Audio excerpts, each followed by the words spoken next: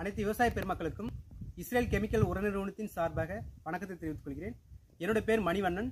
இந்த ஐசிஎல் உர நிறுவனத்தில் உளவியல் நிபுணராக பணியாற்றுகிறேன். நம்ம ஐசிஎல் உர கம்பெனி பார்த்தீங்கன்னா வாழை விவசாயிகளுக்கு தேவையான அனைத்து உரங்களையும் தயாரித்து விற்பனை செய்கிறாங்க.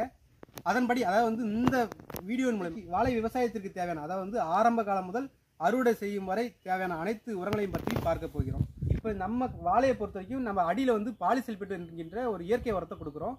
இது அடியில் அதாவது கண்ணு நடவு செய்வதற்கு முன்னாடி ஒரு 100 கிலோ ஏக்கருக்கு 100 கிலோ, அடுத்து பாறை அணைக்கும் போது ஒரு 100 கிலோ ஏக்கருக்கு பயன்படுத்தலாம். இது ஒரு இயற்கையான உரம். இது ஒரு இயற்கையான உரத்தில் 50% மேலே சத்துக்கள் இருக்குன்னா அது பாலிசல்பேட் மட்டும்தான். இதில் பொட்டாசியம் 12.5%, கால்சியம் 15.5, மெக்னீசியம் 5.5, சல்ஃபர் 18.5, மொத்தம் 50% மேல் முழுமையான ஊட்டச்சத்துக்களை கொண்டது. இது ஒரு இயற்கையான உரம் என்பதால் பயிர்களுக்கு முழுமையாகவும் பொறுமையாகவும் கரைந்து பயிர்கள் ஊட்டச்சத்துக்களை கொடுக்கும். இது 90லேருந்து 120 நாட்கள் வரைக்கும் பயிர்களுக்கு ஊட்டச்சத்துக்கள் கொடுக்கும். இது கலப்பு உரங்களோடும் இயற்கை உரங்களோடும் கலந்து நம்ம பயன்படுத்தலாம். அடுத்து சொட்டு நீர் உரங்களில் போகும்போது ஃபெட்டிஃப்ளோ பனானா 1 அடியில் அதாவது 3 மாதம் மொதல் 3 மாதத்துக்கு ஃபெட்டிஃப்ளோ பனானா 1 என்கின்ற உரத்தை வாரத்துக்கு ஒரு முறை 5 கிலோ கொடுக்கலாம். இதில் முதன்மை நிலை சத்துக்களான நைட்ரஜன், பாஸ்பரஸ், பொட்டாசு மற்றும் இரண்டாம் நிலை சத்துக்களான மெக்னீசியம், சல்ஃபர் மொத்தம் 5 ஊட்டச்சத்துக்கள் இதில் இடம்பெற்றிருக்கும். அதாவது பயிரின் ஆரம்ப கால வளர்ச்சிக்கு தேவையான அனைத்து ஊட்டச்சத்துக்களுமே இதில் இடம்பெற்றிருக்கும். இது வாரத்துக்கு ஒரு முறை 5 கிலோ பயன்படுத்தலாம். அப்படி பயன்படுத்தும் போது வேரோட்டம் நல்லா இருக்கும், வேர்களின் எண்ணிக்கையை அதிகப்படுத்தி கொடுக்கும், அடிக்கிண்ண சைஸ் நல்லா இருக்கும். அது மட்டும் இல்லாமல் மெக்னீசியம்லாம் இருக்கிறதால பயிர்களின் ஒளிச்சேர்க்கைக்கு தேவையான முக்கியமான மூலப்பொருள் பச்சையம், அதை பயிர்களை அதிகப்படுத்தி கொடுக்கும். அடுத்து ஃபெட்டிஃப்ளோ பனானா 2 அதில் என்பிகே ப்ளஸ் கால்சியம் இருக்குது. அது 4வது மாதம் ஆரம்பத்திலேருந்து 6வது மாதம் முடிவு வரையும் கொடுக்கலாம். அது வாரத்துக்கு ஒரு முறை 5 கிலோ கொடுக்கும்போது தண்டு நல்லா தடிமனாக வளரும். அதாவது கொலை தள்ளுறதுக்கு ரொம்ப யூஸ்ஃபுல்லாக இருக்கும். ஈவனாக கொலை தள்ளும். ஒவ்வொரு சீப்புக்கும் உண்டான இடைவெளியை அதிகப்படுத்தி கொடுக்கும். அடுத்து ஃபெட்டிஃப்ளோ 12, 6, 22 கடைசியில் ஒரு 12% இருக்குது. அது கால்சியம்.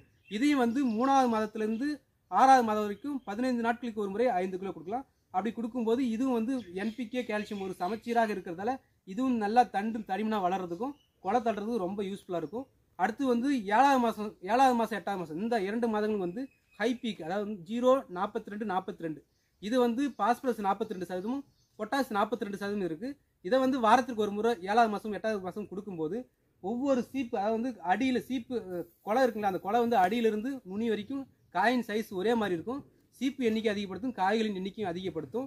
அடுத்து கடைசியில் கடைசி 2 மாதங்கள் பொட்டாசியம் ப்ளஸ் 8, 0, 47, 7% சல்ஃபர் இருக்குது.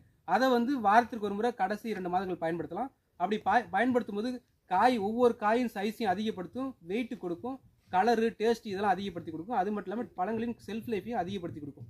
இதுபோல் நம்ம ஐசிஎல் உரங்களை முழுமையாக பயன்படுத்த நல்ல மகசூல் பெறலாம். நம்ம கொடுக்குற சொட்டு நீர் உரங்கள் எல்லாமே பெக்காசிட் என்கின்ற ஒரு அதிநவீன தொழில்நுட்பத்தின் மூலமாக உருவாக்கப்பட்ட உரங்கள். இந்த டெக்னாலஜி எப்படி பயன்படுதுன்னா, நம்ம நார்மலாக நம்ம மண்ணில் பிஹெச் மதிப்பு ஒன்று இருக்குது. அதில் 6லேருந்து 7க்குள்ளே இருந்தால் தான் நம்ம போடுற உரங்களை முழுமையாக தண்ணியில் கரைஞ்சி பயிர் எடுத்துக்கும். ஒருவேளை 7.5க்கு மேலே இருந்துச்சுன்னா அது காரத்தன்மை கொண்ட மண்ணுன்னு சொல்லுவாங்க. நம்ம தமிழ்நாட்டை பொறுத்த வரைக்கும் 7.5, 8 இந்த ரேஞ்சில் அதிகமான மண் இருக்குது.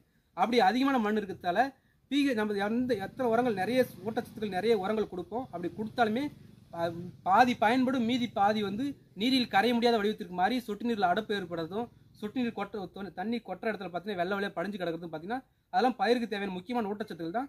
பிஹெச் அதிகமாக இருக்கிறதால அது நீரில் கரைய முடியாத வடிவத்திற்கு மாறி அங்கங்கே வெள்ளை வெள்ளையாக படிஞ்சிருக்கும். நம்ம கொடுக்குற உரங்கள் எல்லாமே அமிலத்தன்மை அதாவது 2.23 அந்த மாரி ரேஞ்சில் அமிலத்தன்மை கொண்ட உரங்களை கொடுக்கறதால அந்த ட்ரிப்பில் இருக்க அடப்பை எடுத்து விடும். அது மட்டும் இல்லாமல் மண்ணில் நீரில் கரைய முடியாத வடிவத்தில் இருக்கும் உரங்களையும் கரைத்து பயிர் கொடுக்கும். இது மட்டும் நம்ம மண்ணின் சூழ்நிலைக்கு ஏற்றவாறு உரங்களை பயன்படுத்தி மகசூலை அதிகரிக்குமாறு கேட்டுக்கொண்டு விடைபெறுகிறேன். நன்றி, வணக்கம்.